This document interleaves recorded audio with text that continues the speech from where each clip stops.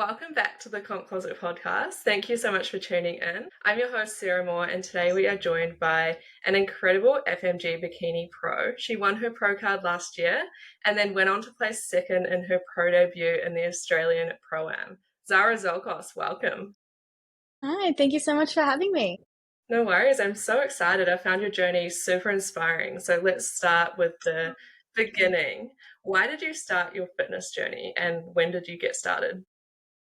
So I think my fitness journey, it really started straight out of high school, but I sort of was on and off with it since I was quite young. I think I always say it sort of started around like when I was like 12, 13, your body changes, you start noticing that other girls look different. And I started my journey from there. I'm just like wanting to change the way I looked. Probably not from the most positive place, but that's where it all sort of stemmed from. And just through being a teenage girl, researching how to lose weight and all of that, I stumbled across bodybuilding and bikini competitions, and I was just obsessed. I was like, this looks so cool, but I wanted to wait until after high school, get through that first before jumping into anything like that. But I just had an obsession. And yeah, so that's sort of all really where it started. I was on and off with my fitness journey. I was doing a lot of learning, self education, and then, yeah, it really sort of started when I got my first coach after I graduated. Wow. So how old were you when you first started competing and like what steps did you take other than obviously finding a coach and getting started with them? Yeah, so I did my first show when I was 18 years old with ICNs, pretty much straight out of high school, got a coach, decided I'm going to compete that year. Though I'd been like researching for a few years prior to that, like obviously seeing the Rachel Dillons and the Lauren Simpsons and all that kind of stuff. But yeah, I got a coach, went straight into competing, which in hindsight, probably shouldn't have jumped into it that quickly, but I'm so glad I did because I just, again, became obsessed. Yeah, and I competed in 2019 with ICN. I tried to prep a few times after that, but COVID just, the shows got cancelled. And then I got back on stage in 2023 with what was WBFF, but now FMG. And that's where, yeah, I really got into it. Wow, yeah, amazing. And what were some of the biggest challenges that you faced in those early days when you first started competing? Ooh, relationship with food was a big one. I think I was just very young and naive. I was sort of going into it because I was like, oh, I'm going to get a six pack. This is going to be great. I'm not really knowing too much about it. Uh, I think socially as well, like it was a year of like a lot of partying and stuff. And I think I found who my true friends were, who were not my true friends. That was a bit of like a challenge, especially doing it so young as well. But yeah, I would say mainly the relationship with food side of things, which I think a lot of people don't know about when getting into competing. They see the glitz, the glam, the abs are getting shredded. They don't know everything else that comes with it. So it's probably one of my bigger challenges, but I've come so far since then. Yeah, absolutely. And how did you kind of overcome those issues with relationship with food? Like, had you actually tracked macros or been on a meal plan or anything before you started competing? Yeah, so I've done like on and off tracking, a little bit of a meal plan, but I would say my fitness journey started like truly with that prep, which is why I say in hindsight, it probably wasn't the best way to go about it, but I learned so much. And I honestly think just with maturity and experience, it got better. The more I just went through the recovery period and I did it a few more times, I like learnt myself, I learnt my body, what to expect, and I just think with experience I got to a really good spot with it all. Yeah, absolutely. I think that experience is a big part in going through it and kind of working through those challenges as well. Like, Mm. obviously, with a coach, do you have any advice for someone else who is looking to get into competing at such a young age? Do your research, especially on coaches as well. Don't be afraid to talk to other coaches' clients, interview coaches, and just, yeah, really just learn, don't just jump into it straight away. Spend a bit more time, researching the sport, what really comes with it, not just like what you see on Instagram, because it's a lot deeper than that. It's so worth it, but again, when I got into it, I just didn't know everything that came with it initially. Yeah, absolutely. I think that it gets easier every year. Like, there is definitely more information out there now, even than there was a few Yeah. years ago. Like, there's more people kind of sharing all the stages of the journey, sharing a Hmm. bit more about post comp and kind of the challenges that come with that, which I think is really good. And there's obviously so much on YouTube as well that you can watch, like leading up to I was shows. obsessed watching comp prep vlogs, everything. Like, yeah, I got addicted to those. Yeah, me too, me too. So, Yeah. can you walk us through your competing history? Obviously, you competed in Hmm. ICN, and then a few years later, you competed in WBFF, right, in 2023. What happened Yes. after? Yep. So ICN 2018, I did prep for IFBB in 2021, I want to say. Then that got cancelled. And then, yeah, prepped for WBFF in 2023. I got fourth at that show. And that just like lit a fire underneath me because it really showed me, okay, I have what it takes to be in the mix. And like, I want this, like a pro card's like all I've ever wanted. Yeah, sat down with my coach. We did a game plan. I knew I was going to compete the next year. The fire was lit, and I was like, 2024 is going to be the year I'm getting my pro card. Like, I'm just that I just felt it. I don't know how to explain it. I just felt it. I just knew that was going to be the year. So went through an improvement season, got back into prep last year, and did obviously two shows. The plan was to do the LA show, hopefully get my pro card and do pro debut at Gold Coast, or it was going to be do LA, miss out on pro card, try again for pro card in the Gold Coast show, but obviously it clearly went in favor of our first option there. So yeah, we set a game plan from that, what was the WBFF show, and just we made it happen. And that's what it's been so far. So not a Yeah, big competing journey, but still good. yeah, it's so incredible. And you've obviously like improved so much between your shows and had time to improve between your shows as well, especially your Mm. first and second show. But your feedback from your 2023 show, what was that and how did you implement that in your off season to then come back and win your pro card? Yeah, so I think generally my feedback has just grown my glutes and my legs. They're quite small, but was also to come in a little bit tighter as well. So that was specifically the judges' feedback, and then after the 2023 show, I even asked a couple of coaches out there. For their feedback, along with my own coach, I was like, just give me all the feedback because I'm so hungry for it now. Like, if anyone has anything, another thing was just posing and presentation, which I think, it was my first show. I was so shaky. It was all very new, specifically with this federation. So yeah, they were the things that I was really working towards for last year. I made sure, obviously, it was a short time, but like short off season. So I wanted to stay on the leaner side while still making the improvements, just so I had more time to get a little bit leaner last year. But yeah, I mean, I was still able to see a decent amount of growth as well. And we just really got to work with the feedback we had. I got to posing straight away and just made it happen. Yeah, I think that's something you see in every successful competitor is that kind of eagerness to get feedback and also take on board that feedback as well and be Mm. coachable and, listen to that feedback and actually implement it in your off season and have structured approach to that rather than just like, competing and then maybe doing whatever you want for your off Do season and whatever. jumping back on stage. Like that's when you see people come back and improve when they actually implement on that feedback. And you can definitely see that with you. Winning your pro card must have been so incredible. Can you Yeah, describe that feeling in the moment? oh my gosh. It was like the best feeling. It was like definitely very emotional, and I'm not really an emotional person, but like I did I like almost teared up like when they called my name, and then I was like, pull it together. Like we're not doing we're not doing this. Yeah, but it's like it's weird. It's almost like they call your name and then just like all the memories of like all the cardio and all the hard work, all that just like flashes through your mind for a split second, and then you're just like, oh my God, this is happening. It's so like there's no word to describe it. It was like the best feeling ever. Yeah, amazing. And it's obviously been Yeah. a goal of yours for such a long time as well, right? Yeah. Yeah, like pretty much since 2019 when I first started competing, I was like, I'm getting my pro card. Like I don't know when, but it'll happen. So when it did happen, it was very surreal. Yeah, I love that. And then shortly after turning pro, you competed in the Australian Pro Am and placed second in Pro Bikini, which is absolutely incredible. Like that Crazy. Australian show is such a stacked lineup as well. So that's Yeah. absolutely insane. What was it like stepping Thank onto the you. pro stage?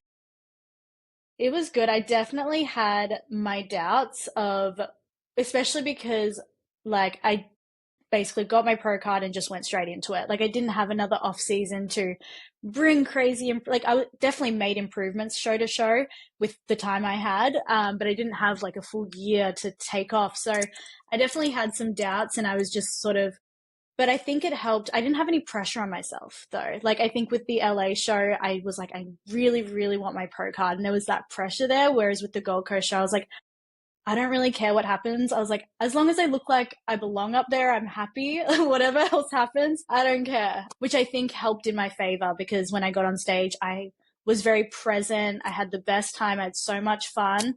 And I think that just translated to my performance on stage. And I mean, ended up getting second. So I think it worked in my favor not having any pressure on myself. So I definitely had doubt, but yeah, I was more just like, let's just have some fun. Yeah, and how are you feeling now? Like, what are the goals going forward, and do you kind of feel more pressure now that you've achieved that second place? Oh, that's a good question. So for now, I'm taking this year off, just because I did compete 2 years in a row. It's a lot on the body and the mind. So I was like, I'm going to take this year off. Still training hard, still tracking. I live this lifestyle. Like I think whether I was competing or not, I'd be doing the same thing, and just bringing up my weak areas, to get on stage next year. Goal is to do a few pro shows. Now that I've gotten second place, I'm like, okay, I know I have what it takes to win a crown. So that is the next goal. So yeah, I think definitely doing a few pro shows over in America where I live, maybe Australia as well, and potentially Worlds. We'll see what the calendar looks like. But 2026, definitely getting back and aiming for that crown is what I want. Yeah, amazing. Well, I'm so Yeah, excited to see obviously what shows you do and the yeah. improvements you make in your off season as well, because you obviously do, work hard in that off season or improvement season. And there's Thank so many you. incredible shows to choose from as well with I FMG. know. I know. I'm gonna go like broke because I want to do like everywhere. I want to travel to all of them and just do all of them, but obviously that's not possible. But it's so amazing to see all the opportunity now for us athletes in FMG. It's awesome. Yes, absolutely. And speaking of international shows and traveling to compete as well, do you have any advice for someone who is looking to compete overseas for the first time? It's budget smart. I think I underestimated how much it could be. And obviously you can do things in a cheaper way as well. And I was definitely lucky in the sense like my stepmom's a flight attendant. I have flight benefits. So it wasn't too hard of a decision for me to, compete internationally, but it still can end up being pricey if you're not smart about budgeting. So that's probably my number one thing is like budget and start saving early. Like I was like, oh, I have time. I have so many months until show. It'll be fine. No, start saving now if you're planning to compete internationally or just compete at all. Start saving like as soon as you've decided. Yeah, that's super important. And actually, didn't you get stuck somewhere like on your way to the Gold Coast show? Yes, I did. I did because I have flight benefits. So I fly standby. So if there's a seat on the plane, I get it and I get it for very cheap. But the issue is sometimes there's not a seat on the plane, or a lot of the time, especially to Australia, they have weight restrictions because they use passenger planes as cargo planes. So that's what happened. I was on my way to the Gold Coast show. I left quite a few days earlier because I was like, Monday looks like a better day to travel. There was like 40 open seats. I was like, I'm going to have no issues, but it was rate restricted. So yeah, I got stuck in San Francisco in prep, but I made it work. Like I got a hotel, it didn't have a kitchen. It had a mini fridge and a microwave. I just ordered groceries to the hotel. You just gotta like make it work. I don't know, when you're in prep, like something just goes over your mind and you're just like, nothing's going to stop me. I'm just going to have to make it work. So I did. But yeah, the joys. It was definitely stressful for peak week, but what can you do? Yeah. Are you the kind of person that gets stressed out easily, or are you quite like methodical? Like if something happens, you just figure out how to figure out a solution? It depends on the situation. Like if it's work related, I panic. I'm stressed. If it's for some reason with travel, I'm like, it'll be fine. Like whatever happens, happens. I'll get there. It's like everything's figure outable. Yeah, I don't know why. It just depends on what situation it is. Sometimes in the stress head, sometimes I'm like, it'll be fine. We'll figure it out. It worked out in the end. I know. I'm like, luckily I got there. I mean, there was a little bit of a panic because I'm like, I have no choice. Like, I need to get to the show. There's a time crunch here, but we made it happen. Yeah. Amazing. And for competitors who are deep in their prep, possibly feeling overwhelmed or exhausted, what advice would you offer? Ooh, it's a really good question. I think remember why you started. I think that's really important. Have a good support network. I think it really helps, especially having other friends who are competitors, because I think when you're feeling very overwhelmed and you're in the depths of prep, you can have your family or your boyfriend or all of that, but they probably don't understand it to the full extent.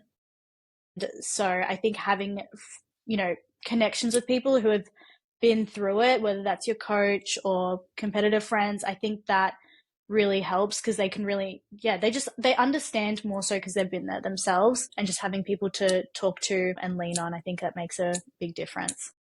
Yeah, I completely agree with that. Like people who understand actually what you're going through because they're either going through it at the same time or they've gone through it Yes. before are going to be such a good support network as well as obviously the people around you. But how did you kind of build that support network? Is there people local to you or was it online?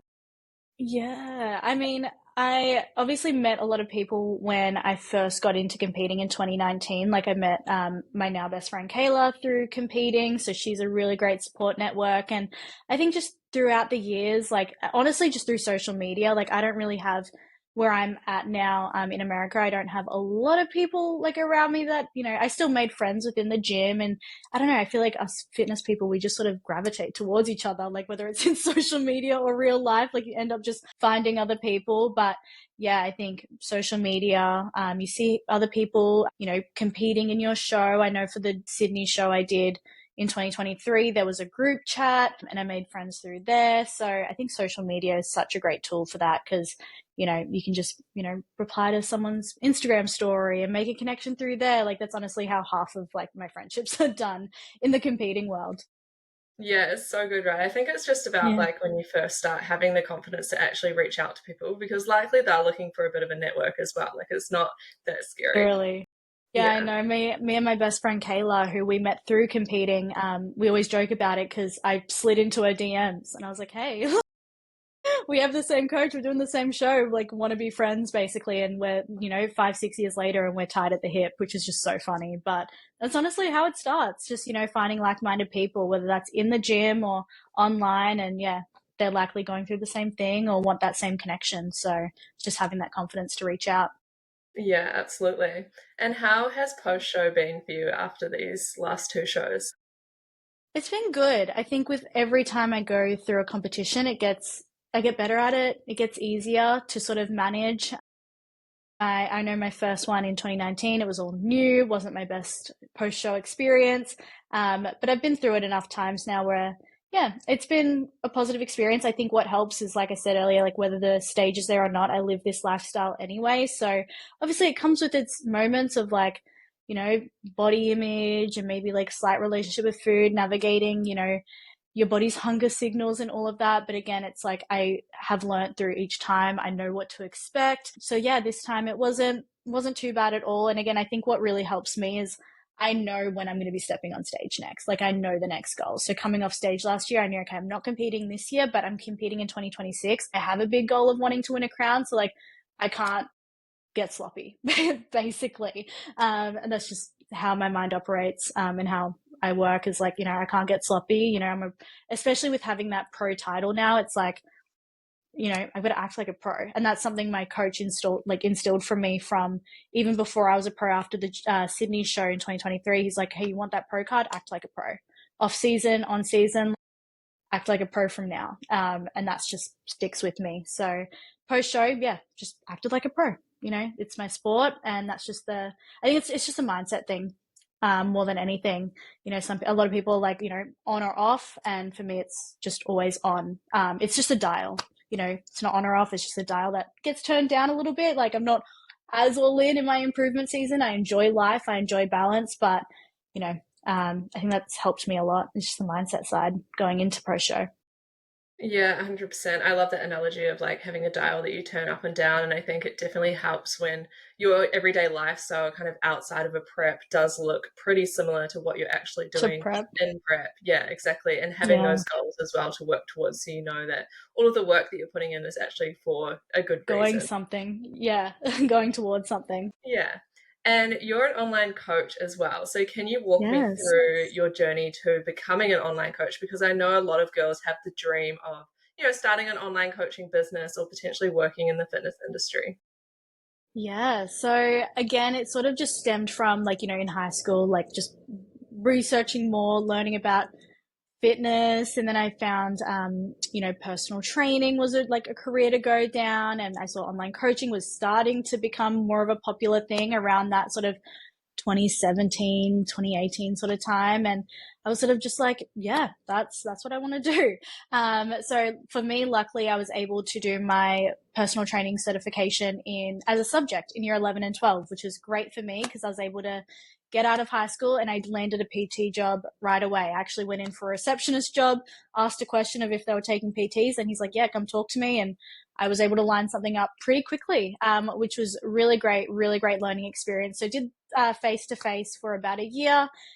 And COVID happened that I couldn't do that anymore. And then like worked at a supplement store, did like side jobs or whatnot. And then 2020, my online coaching just started to blow up, and it's just been a snowball from there. And I absolutely adore it. I can't imagine doing anything else. And it's just been an awesome ride. I love it. Yeah, incredible. And what Yeah. challenges did you encounter when you first started going online? Honestly, just getting clients is hard at the start. Like, there's not really, yeah, any way to sugarcoat it. It's really difficult when, especially, you don't maybe have as much of those like testimonials or nothing. Like, I thought, okay, I say I'm an online coach and clients throw themselves at me. Not the case at all. I realized, oh, I actually need to know about business. I need to know about marketing. I need to know about sales, all this stuff I had no idea about. And I started when I was like 18, 19. Like, I was still young. I just thought, I say I'm an online coach and I have a job. And that's just unfortunately not how it works. So I think that was definitely a big hurdle for me, was like learning a lot about like, yeah, the business side of things. Yeah, it's not, clients just don't throw themselves at you. You've got to really put in a lot of work, a lot of free work, a lot of hours, a lot of just, you know, not getting a lot of money for a lot of time. Like, it's a lot of work. It's hard work, but it's so worth it once you sort of just push through that point. But yeah, that was a definitely big lesson for me. But I'm learning stuff all the time. Like, even now, like there's always new challenges and things to learn. It's a wild ride. Yeah, because obviously you said like, you went online and your business kind of snowballed, but there must have been so much work that went on behind the scenes to actually build that client base and retain clients as well. Yeah, and it wasn't like fast. Like, I know I said it sort of blew up, but like obviously I started PT slash online coaching 2018, and it didn't end up becoming a full time income until, yeah, probably like 20 end of 2020 sort of time. And it wasn't until after I hired my first mentor, which again, like, was so scared. I had 5 clients earning no money, but I was like, what can happen? Like, I'm in my parents' house. If I lose all my money, I lose all my money. But then it just, yeah, from making that scary investment in myself and in my business, things started to blow up from there. But there was a lot of time, like, I was almost about to quit. Like, I love sharing this because I think a lot of online coaches feel sometimes that, like, I just want to quit. Like, I've got nothing. Like, I was literally looking up how to get my like RSA and like just find a different side job because I was almost about to quit. And then it was around that point I hired the mentor because I'm like, what have I got to lose? This is my last shot. And it worked out. So yeah, it's been a journey. Yeah, taking that leap. What actually made you make that decision to get a mentor? Yeah, so they reached out to me and sent me a free training, and I was like, let me just look at this free training. I'll implement some of the things I've learned from that free training. I think I gained like 5 clients. I'm like, obviously this chick knows what she's talking about. So then I was like, yeah, again, what have I got to lose? Like, I tried some of her free stuff first and it worked, and I was like, okay, if I can get more one-to-one support, what can that look like? And then, yeah, from that point, I was able to build my client base to a full time income, which was like the ultimate goal at that point of time. So, yeah, I think it was just like with any sort of service based thing, you just build that trust initially, and then you have to take that leap and just believe in yourself and do the work. I think a lot of people are afraid of doing the work. Got to do the work and just make it happen. And I'm just sort of the type of person of like, once I decide I want something, like, I won't stop until I get it. It's just like how I'm wired. Yeah, incredible. And what advice would you give to someone looking to become an online coach? don't stop learning and don't give up when it gets hard. Yeah, there'll be hard moments even 5 years down the line. Like just learn from everything and just gain the experience and just throw yourself at it. Honestly. Yeah. And what does your day-to-day Amazing. life look like? Do you have a set morning routine that you always do? Is there anything that kind of sets you up for success? I'm a big routine girl. I love structure. I think that's no surprise being a competitor. I think we need that structure. But yeah, I like to have a morning routine. I like to wake up, maybe do some meditation, some breath work. I find I'm someone who can get anxious quite easily or highly stressed. So really focusing on regulating my nervous system, I think is really important, especially before I go into a day of coaching or mentoring. I think I need to make sure that I'm in a good spot and I'm not in a frantic mindset around that. And then, yeah, I like to, get back to clients in the morning as well, catch up on messages, especially because when I'm asleep, Australia's awake. So I'm catching up from the day prior. And then I like to train, take my dogs for a walk, and then, yeah, just get to working throughout the day, which looks different each day. Sometimes it's, check ins, programming. I also have a small team as well. So sometimes it's mentoring my other coach who works alongside me or content. So yeah, every day sort of looks different, but yeah, I thrive off routine. And then yeah, I always make sure I have a sharp cutoff at 8 p.m. so that I'm making sure work doesn't drag into the evenings. 'Cause it just can as a business owner. And then yeah, I try and like shut my phone off, no screen time. Because again, from someone who's just a highly anxious person, I need to make sure I'm putting things in place and boundaries in place to just regulate my nervous system to de-stress so that I can have a restful sleep and look after my mental health and everything. Yeah, I feel like that's so important to like de-stress and kind of regulate your nervous system as well. I definitely go through phases where I'm like kind of anxious or like overwhelmed by everything, and you're going for Yeah. a walk, getting steps in, and you're also replying to messages and doing like three other things. And then this Yeah. morning I was like, Brain's okay, just this going to needs explode. to stop. Like, I just need to go for a walk, like maybe listen to a podcast or something. And then if Yeah. anything comes into my mind, I just actually wrote it down rather than doing it in the moment because yeah, it does like so much stuff just builds up sometimes, right? Yeah, literally. I get overstimulated so easily. And then, like, even if I get one work message that, throws me off, and it can throw me off for an entire day if it's something like a little bit more negative or something. So I'm like, I've really got to, I'm not always perfect with it, but I really try and have my boundaries with that sort of thing, like locking myself out of Instagram or having my me time where I'm not, thinking about 20 different things I have to do for the day. That's where it can get overwhelming. And yeah, I think that's just really important to sort of just have those boundaries, protect your peace, and yeah, look after yourself in that way. 100%. And what are your top time management tips for someone who's competing and running a business? Google Calendar, make that your best friend. Definitely, yeah. Google Calendar, use it religiously. Another thing, when I was in prep, I would always make sure, and like, I definitely am very, like, I have the luxury of having I think when we have your own business, you can pick your own hours. So I do have the luxury in that way. I do want to point that out. I know not everyone has the flexibility, but for me, it was always get my comp prep stuff done at the start of the day when my energy is more fresh, when I have a little bit more like food that I can have, and that type of thing. And then I'll focus on my work responsibilities for the later half of the day. I found towards the very tail end of prep, I was doing more just like, I was more maintenance mode with my work as a business owner. Like I wasn't focusing on trying to like grow anything crazy or stretch myself too thin, which again, I know as a luxury being a business owner is like I have that flexibility and I know not everyone does. But yeah, I would just focus prep stuff, get that out of the way first, work stuff later in the day, and making Google Calendar my best friend, honestly. It helps a lot, especially with the overwhelm. And I tell this to my clients too. I'm like,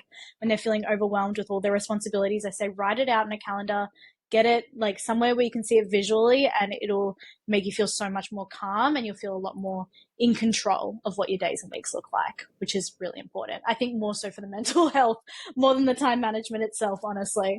Yeah, I completely agree with all of that. Like, definitely writing everything down helps a lot and prioritizing it as well. And definitely on prep too, like prioritizing your prep related or like big energy kind of tasks when you actually have the most energy definitely helps. Like, Yeah. for me, that's the morning as well. Like, if you spend all day thinking about this cardio session that you have to do and then you have to do it at the end of a like full day of work, then it's going to be a lot harder, I feel. It's Yeah. so bad. I mean, there were definitely days that it just ended up like that, but especially when you're so like tired at the tail end of prep. But yeah, just you got to get it done. Like the eat that frog saying, like get the harder stuff done earlier. Even work related things, like again, getting the top priorities done. And if there's anything else, like I normally am really good about not working on the weekends, but like in prep, I'm like if things have to bleed into the weekend because I need to look after myself, then that's so be it. And you just gotta make those decisions and prioritize accordingly. Yeah, absolutely. So where can people find you online if they want to follow your journey or also inquire about online coaching? Yeah, so I'm pretty much primarily on Instagram. My Instagram's at Zara Zolkos Fit. I also have a podcast of my own, CZ Fit Radio, and I post on YouTube a little bit as well. But yeah, I mean, if you want to have a chat, DM, check out coaching. That's all on Instagram. I live on Instagram, basically. Amazing. I will link those down below. Thank you so much for Yeah, coming on and thank sharing more of you. your journey and tips and tricks. I think it's been really, really incredible. Yay, thank you so much for having me. It's been an honor to be here. No worries. And thanks so much to our listeners as well. If you could rate this podcast on whatever you're listening to it on, follow on Spotify, Apple Podcasts, YouTube, and also share this to your stories and let us know either what you learned or what you're doing while we're listening. Tag both of us. We love to see it. Thank you so much.